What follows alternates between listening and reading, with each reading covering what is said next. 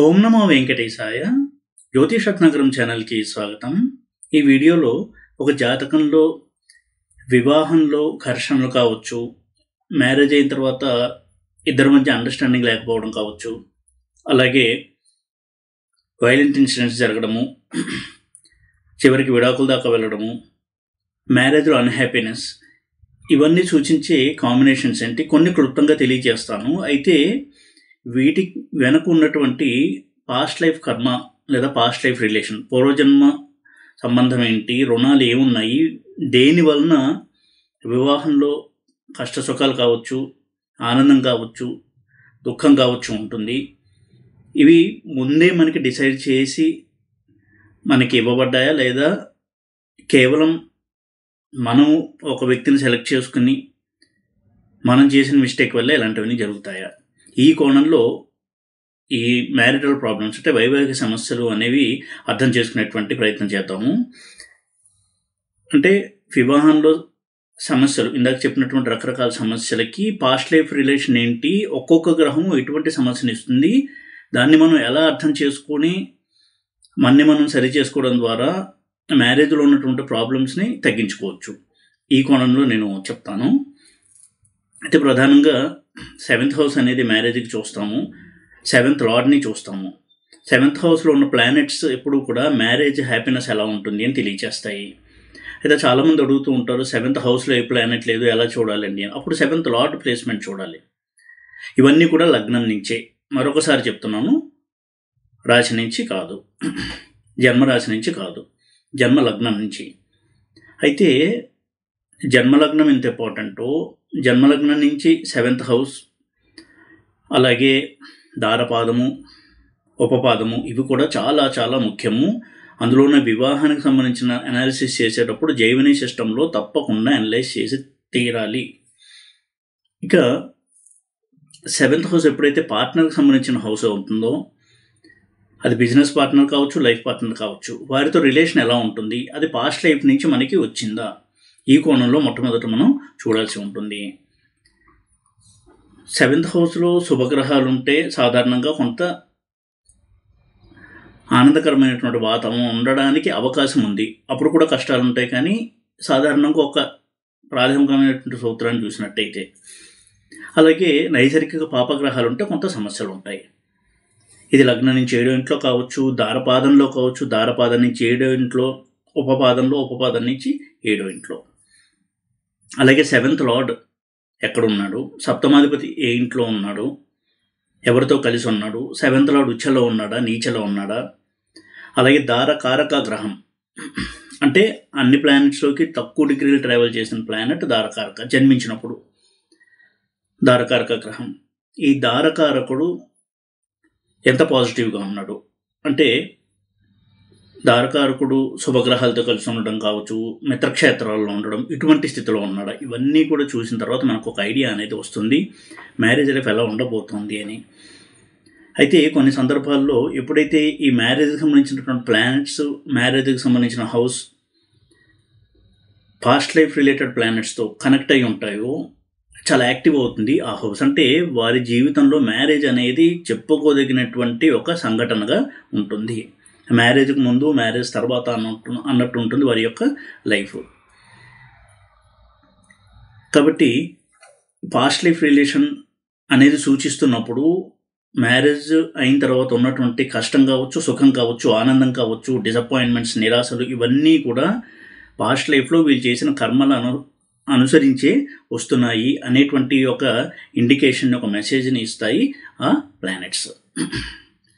కాబట్టి ఎప్పుడూ కూడా ఈ పాస్ట్ లైఫ్కి సంబంధం ఏముంది మ్యారేజ్లో అనేది చూడడం అనేది చాలా చాలా ముఖ్యము. అలాగే నేను ఎప్పుడూ చెప్పేటట్టుగా ఒక అబ్బాయికి కానీ అమ్మాయికి కానీ మ్యారేజ్ గురించి అనాలిసిస్ చేసేటప్పుడు, సాధారణంగా మ్యాచ్ మేకింగ్ చేసేటప్పుడు, ఇంకా మ్యారేజ్ చేద్దాం అనుకునేటప్పుడు ఒక అమ్మాయి చార్ట్, ఒక అబ్బాయి చార్ట్ పక్కన పెట్టి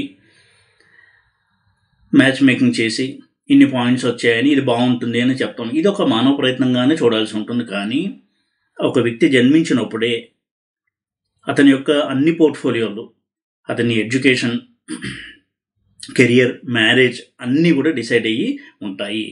ఏమి రాయబడి ఉంది, ఏం చెప్పబడి ఉంది అని దాన్ని డీకోడ్ చేసి చెప్పడమే ఆస్ట్రాలజీ తప్ప అందులో ప్రాబ్లం ఉంటే దాన్ని సవరించేయడం అనేది ఆస్ట్రాలజీ యొక్క ముఖ్య ఉద్దేశం కాదు. అది అసాధ్యం కూడా. ఇక ఇందాక చెప్పినట్టుగా 7th హౌస్లో ప్లానెట్స్, 7th లార్డ్ స్థితి, దారకారక గ్రహం యొక్క స్థితి, ఇవన్నీ కూడా వివాహంలో సుఖ సంతోషాల్ని, అలాగే పూర్వజన్మ నుంచి వచ్చినటువంటి రుణాలని, సంబంధాలని తెలియచేస్తాయి. ఒక్కొక్క గ్రహము ఒక్కొక్క రకమైనటువంటి ఇండికేషన్ని ఇస్తుంది. అలాగే పాస్ట్ లైఫ్ గ్రహాలైనటువంటి రాహుకేతువులు కనుక ఈ ప్లానెట్స్తో సంబంధం కలిగి ఉన్నట్టయితే తప్పకుండా బలమైనటువంటి పాస్ట్ లైఫ్ రిలేషన్ వల్ల వారి మ్యారేజ్లో సుఖ దుఃఖాలు అనేవి వస్తున్నాయి అని అర్థం చేసుకోవాలి ప్రధానంగా. ఉదాహరణకి 7th హౌస్లో రాహుకేతువులు ఉండడము, లేదా 7th లార్డ్ సప్తమాధిపతి రాహుకేతువులతో ఉండడము, రాహుకేతువుల నక్షత్రంలో ఉండడం, ఇవన్నీ కూడా పాస్ట్ లైఫ్ కర్మను బలంగా సూచిస్తాయి. కేతువుతో సంబంధం ఉంది అంటే అర్థము వారి యొక్క లైఫ్లో ఎంతో కుదుపు అనేది ఉంటుంది మ్యారేజ్ తర్వాత. అందులోనూ కుజకేతువులు కలిసి ఉన్నారు 7th హౌస్లో, లేదా 7th లార్డ్ కుజుడై కేతు నక్షత్రంలో ఉన్నాడు. ఇలాంటి కాంబినేషన్స్ కనుక ఉన్నట్టయితే వారి యొక్క మ్యారేజ్ అనేది ప్రీడెస్టిన్, పూర్వజన్మ రుణం ద్వారా అవుతోంది. కానీ చాలా బలమైనటువంటి రుణాలని తీర్చుకోవడానికి కేతు అనేది అక్కడ ఉన్నాడు అని అర్థము.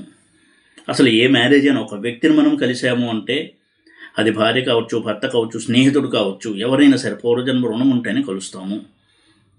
అయితే లైఫ్ లాంగ్ ట్రావెల్ చేసేటువంటి లైఫ్ పార్ట్నర్, జీవిత భాగస్వామి ఎంతో ముఖ్యమైనటువంటి పాత్ర పోషిస్తుంది ఒక వ్యక్తి జీవితంలో. భార్య కావచ్చు, భర్త కావచ్చు. కాబట్టి ఆ వ్యక్తి తప్పకుండా పాస్ట్ లైఫ్ రిలేషన్తో మన జీవితంలోకి వచ్చినటువంటి వ్యక్తి, ఇది అంగీకరించి తీరాలి. అయితే ఇలా రాహుకేతువుల పాత్ర ఉన్నప్పుడు బలమైనటువంటి ఆ బాండింగ్ ఉంది, కార్మిక్ బాండింగ్ ఉంది. కాబట్టి ఈ జన్మలో వాళ్ళు కలిసి ఒక జీవితాన్ని స్టార్ట్ చేశారు. అలాగే కుజశుక్రుల సంబంధం ఉంటే కూడా, కుజశుక్రులు కలిసి ఉన్న పాస్ట్ లైఫ్లో కూడా, పూర్వజన్మలో కూడా వారు కలిసి జీవించారు, ఒకరినొకరు ఇష్టపడ్డారు. ఈ జన్మలో కూడా వారికి వెంటనే ప్రేమ అనేది కలుగుతూ ఉంటుంది ఒకరి పట్ల ఒకరికి. ఇది శుక్రకుజులకు ఉన్నటువంటి ఒక స్పెషాలిటీ. అయితే చాలామంది కుజ శుక్ర కలయిక చూడగానే భయపడుతూ ఉంటారు, వీరికి మ్యారిటల్ లైఫ్ ప్రాబ్లంగా ఉంటుంది అని. నిజమే, కానీ అన్ని సందర్భాల్లోనూ అది తీవ్రమైనటువంటి సమస్యలను ఇవ్వదు, విడాకులకి దారి తీయదు. రవి ప్రమేయం ఉంటే తప్ప విడాకులు అనేవి జరగవు. అయితే కుజ శుక్రులు కలిసి ఉన్నారు అంటే అర్థము ఇద్దరికీ కూడా తీవ్రమైనటువంటి ఒక వ్యామోహం, ఒకరి పట్ల ఒకరికి అట్రాక్షన్, ఆకర్షణ అనేది ఉంటుంది. అయితే ఇందులో ఉదాహరణకి మనకారకుడైన చంద్రుడు కనుక యాడ్ అయ్యాడంటే, అంటే కుజ శుక్ర చంద్ర కాంబినేషన్ ఉంటే ఎమోషనల్గా ఎక్కువగా యాక్టివ్గా ఉంటారు, హై వోల్టేజ్ ఉంటుంది వాళ్ళకి ఎమోషన్. కాబట్టి దానివల్ల ఎక్కువగా ప్రాబ్లమ్స్ వస్తూ ఉంటాయి. ఈ చంద్రుడు పైగా ఆసిలేటింగ్ ప్లానెట్, చంచలమైన గ్రహం. కాబట్టి వారి మనసు ఎప్పుడు కూడా, ఆ రిలేషన్ కూడా ఎప్పుడు షేక్ అవుతూ ఉంటుంది. అబ్బాయి చాట్లో ఉన్నా కానీ, అమ్మాయి చాట్లో ఉన్నా కానీ, చిన్న విషయాన్ని కూడా కదిలిపోవడము, ఎక్కువగా ఎమోషన్ అయిపోవడము, ఇటువంటి టెండెన్సీస్ అనేవి ఎక్కువ ఉంటాయి. కాబట్టి ఓన్లీ కుజశుక్రులు కలిస్తే ఇద్దరి మధ్య అట్రాక్షన్కి, బాండింగ్కి మంచిది అనేది మాత్రం మనం గ్రహించాలి. ఇక బుధుడు విషయానికి వచ్చినట్టయితే, బుధుడు సప్తమంలో ఉంటే, లేదా దారపాదం నుంచి 7వ ఇంట్లో, దారపాదంలో ఉన్న, ఉపపాదంలో ఉన్న, ఉపపాదం నుంచి 7వ ఇంట్లో ఉన్న బుధుడు దారకారకుడై 7th హౌస్లో ఉన్న, ఇలా ఇటువంటి కాంబినేషన్స్లో బుధుడు ఉన్న,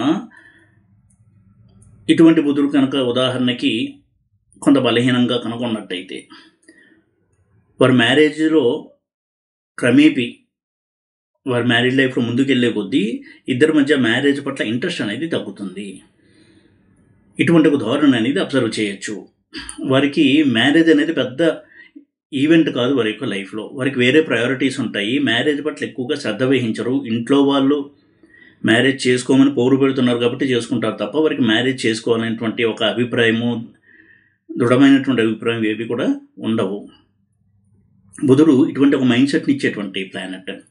ఒక్కొక్కసారి బుధుడు లవ్ కాంబినేషన్లో ఉండి మ్యారేజ్ హౌసెస్లో ఉన్నప్పుడు ఇద్దరు కూడా ఇష్టపడి పెళ్లి చేసుకుంటారు. కానీ మ్యారేజ్ అయిన తర్వాత వారి మధ్య అట్రాక్షన్, ఆకర్షణ ఇవన్నీ కూడా తగ్గుతూ ఉంటాయి క్రమేపీ కాలం గడిచే కొద్దీ. ఇక్కడ బుధుడు కనుక వక్రించి ఉన్న,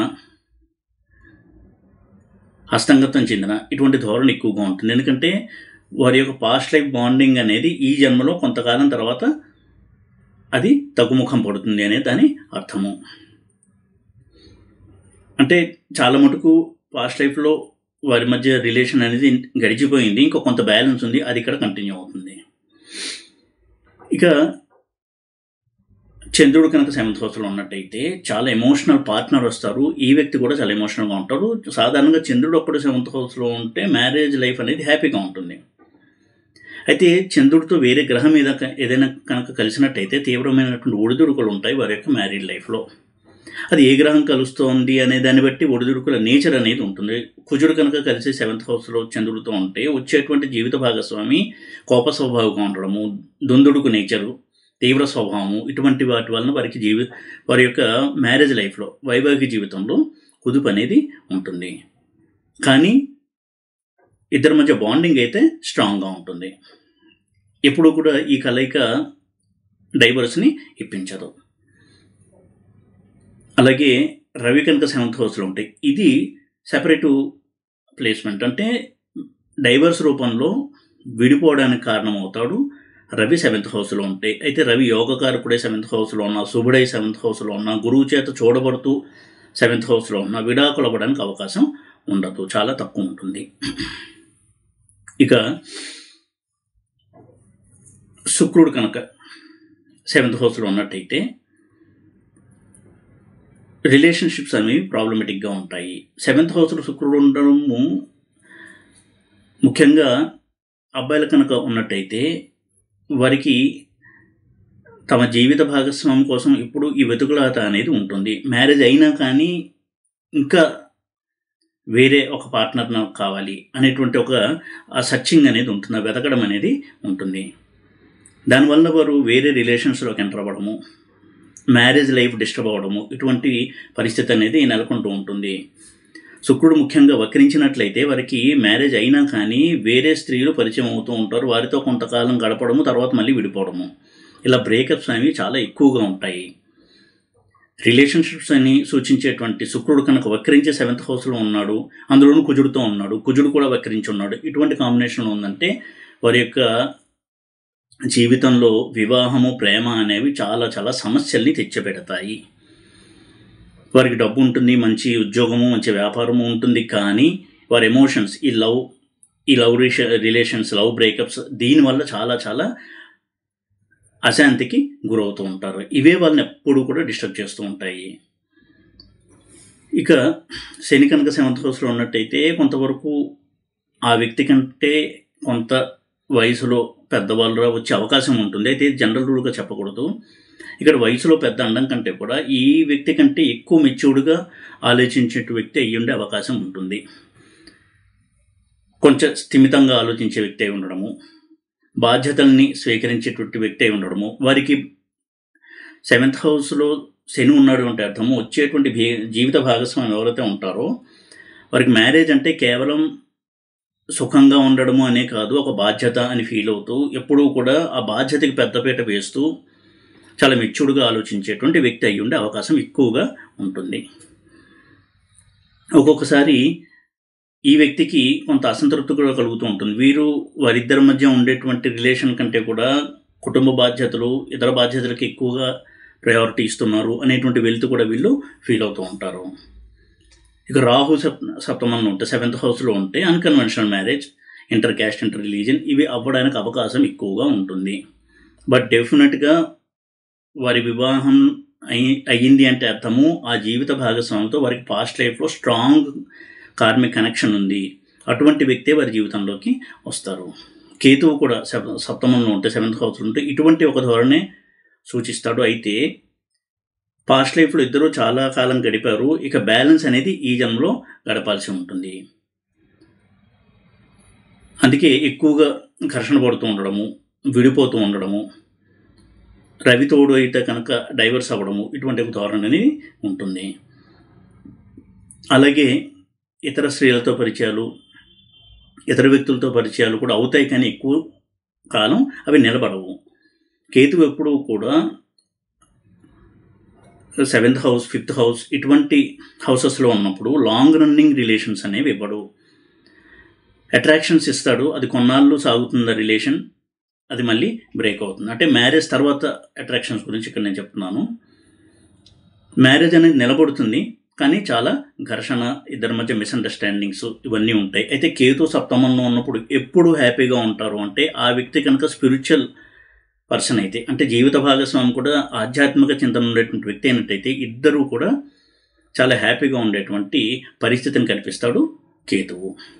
ఇది కేతువు యొక్క పరిహారం అనుకోవచ్చు. కేతువు కోరుకునేది కూడా ఇది. ఎప్పుడు జాతకుడు, అతని జీవిత భాగస్వామి ఎప్పుడు కూడా ఒక స్పిరిచువల్ ఎన్వైర్న్మెంట్లో, ఆధ్యాత్మిక వాతావరణంలో ఉంటారు. కేతు చాలా హ్యాపీగా ఉంటాడు, వారి యొక్క మ్యారేజ్ లైఫ్ కూడా హ్యాపీగా ఉంటుంది. ఈ విధంగా ఒక్కొక్క గ్రహము కూడా 7th హౌస్లో ఉండి తనదైనటువంటి ధోరణిలో కష్టసుఖాలని ఇస్తాయి. అయితే ఎక్కువగా ఈ రోజుల్లో చూస్తూ ఉన్నట్టయితే ఇద్దరి మధ్య ఘర్షణ వైఖరి, డామినేషన్ అనేది ఎక్కువ చూస్తాను. దీనికి కారణము కుజుడు. ముఖ్యంగా పురుషులకి ఎక్కువగా స్ట్రెంగ్త్ ఇచ్చేటువంటి ప్లానెట్ కుజుడు. కాబట్టి అటువంటి అబ్బాయిలు భార్యల మీద ఎక్కువగా విరుచుకుపడుతూ ఉండడము, డామినేట్ చేయడము, దూషించడము, చేయి చేసుకోవడము ఇలాంటివన్నీ ఉంటాయి కుజుడి యొక్క ప్రభావం ఉన్నట్టయితే. రవి ఈగోనిచ్చేటువంటి ప్లానెట్. రవి ఈ విధంగా చేయి చేసుకోవడము, దూషించడము చేయడు, కానీ తన యొక్క విపరీతమైనటువంటి ఈగో వలన అవతల వ్యక్తిని పట్టించుకోకపోవడము, తోలనాడము ఇలాంటివి చేస్తారు. కాబట్టి అది సెపరేషన్కి దారితీసేటువంటి పరిస్థితులు నెలకొంటాయి రవి వల్ల. ఈ కుజ, రవి ఇటువంటి ప్లానెట్స్ 7th హౌస్తో లేదా మ్యారేజ్కి సంబంధించినటువంటి ప్లానెట్స్తో సంబంధం కలిగి ఉన్నట్టయితే, మ్యారేజ్కి సంబంధించిన హౌసెస్తో సంబంధం కలిగి ఉన్నట్టయితే తప్పకుండా కొంత ఆలోచించి నిర్ణయం తీసుకోవాలి. అయితే ఒక అమ్మాయి జాతకంలో కానీ అబ్బాయి జాతకంలో కానీ ఇటువంటి ప్లానటరీ పొజిషన్ ఉంది అంటే దాని అర్థము అటువంటి జీవిత భాగస్వామి వస్తారు. సప్తమంలో రవి కుజులే ఉన్నారు అంటే అమ్మాయి కావచ్చు, అబ్బాయి కావచ్చు, అంటే ఆ అమ్మాయికి లేదా అబ్బాయికి మ్యారేజ్ అయిన తర్వాత ప్రాబ్లమ్స్ ఉంటాయి. అటువంటి ప్రాబ్లమాటిక్ చార్ట్ ఉన్న అబ్బాయి కానీ అమ్మాయి కానీ వస్తారు, అటువంటి అమ్మాయి అబ్బాయి వస్తారు. ఇది తప్పించలేము. అయితే మేము మ్యాచ్ మేకింగ్ చేయిస్తున్నామండి, పాయింట్స్ బాగా వచ్చాయంటే మంచిది. అది మన తృప్తి కోసము మనం కూడా కొంత దాని గురించి శ్రమ పడాలి కాబట్టి పడడమే తప్ప, డెస్టినీలో ఎవరైతే రాసి పెట్టున్నారో వారు తప్పకుండా వస్తారు, వారే వస్తారు. ఇటువంటి వారు వస్తారు అని చెప్పడమే యాస్ట్రాలజర్ పని తప్ప మనం ఏదో సెలెక్ట్ చేసి ఇది బెస్ట్ మ్యాచ్ అని చెప్పడం అనేది కరెక్ట్ కాదు. అది మనం ఒక అపోహలో ఉండి ఆలోచిస్తున్నటువంటి ఒక విధానం. ఒక చార్ట్ చూడగానే ఒక అబ్బాయి కానీ అమ్మాయి కానీ పుట్టగానే మనకు తెలిసిపోతుంది వీరి యొక్క మ్యారీడ్ లైఫ్ ఎలా ఉంటుంది అని. మనం చెప్పొచ్చు చెప్పకపోవచ్చు, అది వేరే విషయం. కానీ ఇవన్నీ కూడా ముందే నిర్ణయింపబడి ఉన్నవి. అయితే ఎందుకు తెలుసుకోవడము అంటే మెంటల్గా ప్రిపేర్ అయి ఉండాలి. ఒకవేళ ఘర్షణలు ఎక్కువగా ఉంటే ఇటువంటి భర్త లేదా ఇటువంటి భార్య వస్తుంది అంటే మనం కొంత ప్రిపేర్ అయి ఉండి ఇద్దరు కూడా కృషి చేసినట్టయితే వారి మధ్య గ్యాప్ని తగ్గించుకోవడానికి యాస్ట్రాలజీ పరంగా అది యాస్ట్రాలజీ మనకు చేసేటువంటి ఒక సహాయం. అది ఈ జీవుడు ప్రయాణం ఏంటి, ఇంతకుముందు ఏమేమి పనులు చేసి వచ్చాడు, ఏ పనుల వల్ల ఈ జన్మలో ఇటువంటి పరిస్థితులు ఎదుర్కొంటున్నాడు అని చెప్పేది జ్యోతిష్యం తప్ప ఉన్న వాటిని సవరించడము, పూర్తిగా మార్చేయడము పరిస్థితుల్ని, ఇలాంటివి రెమెడీస్ ద్వారా పరిహారాల ద్వారా చేయడం అనేది చెప్పదు జ్యోతిష్యము. కొంతమంది అడుగుతారండి, జ్యోతిష్యంలో ఈ పరిహారాలు కనుక చేసినట్టయితే కొంతవరకు కష్టాలు తగ్గుతాయి. డెఫినెట్గా తగ్గుతాయి, తీవ్రత తగ్గుతుంది. తీవ్రత తగ్గడం ఒక ఎత్తు అయితే సమస్యల్ని ఎదుర్కొనేటువంటి మనోబలం పెరుగుతుంది. ఇలాంటి వాటి కోసం జ్యోతిష్యాన్ని ఆశ్రయించాలి. అంతే తప్ప మనమేదో మన ప్రతిభతో, మనకున్న జ్ఞానంతో జ్యోతిష్య పరిజ్ఞానంతో ఒక అమ్మాయిని అబ్బాయిని కలిపేసి చాలా బెస్ట్ మ్యాచ్ ఇది, నేనే వీళ్ళిద్దరికి పెళ్లి చేశాను, నా జ్యోతిష జ్ఞానంతో మంచి మ్యారేజ్ జరిగింది అని అనుకోవడం పొరపాటు. వారి మ్యారేజ్ హ్యాపీగా ఉంటుందా కష్టాలతో ఉంటుందా అనేది వారు పుట్టినప్పుడే మనకి తెలిసిపోతుంది. అందుకే ఎప్పుడూ కూడా ప్రతివారు ఇలాంటి మేజర్ పోర్ట్ఫోలియోస్, మ్యారేజ్, కెరియర్ లాంటివి కొంత అవగాహన పెట్టుకుని దానికి తగ్గట్టుగా తనను తాను మానసికంగా సిద్ధపరచుకుని జీవితంలో ముందుకెళ్ళినట్టయితే ఒకవేళ కష్టం వచ్చినా కానీ అది వీరికి పెద్దగా సర్ప్రైజ్గా ఉండదు. అంటే ఒక ఆశ్చర్యమో లేకపోతే ఊహించని సంఘటన అలా అనిపించదు. ఎందుకంటే మన లైఫ్ జర్నీ ఎలా ఉండబోతోంది అనేది మనకి ఒక అవగాహన ముందే ఉంది కాబట్టి. ఈ కోణంలో కనుక పరిశీలన చేసినట్టయితే జ్యోతిషం మనకి చాలా హెల్ప్ చేస్తుంది. ముఖ్యంగా వివాహం విషయంలో. వివాహంలో పూర్వజన్మ సంబంధం ఏంటి అని తెలుసుకోవడం ద్వారా మరింతగా మనకి ఒక అవగాహన రావడము, దానివల్ల మనం ప్రిపేర్డ్గా ఉండడము, మనం ఇంప్రూవ్ చేసుకోవడము, మార్చుకోవడము, ఇటువంటివి చేయడం ద్వారా వారి యొక్క లైఫ్ అనేది హ్యాపీగా ఉండడానికి జ్యోతిషం మనకి హెల్ప్ చేస్తుంది. ఈ వీడియో కనుక మీకు నచ్చినట్టయితే లైక్ చేసి, షేర్ చేసి, సబ్స్క్రైబ్ చేయండి. ఓం నమో వెంకటేశాయ.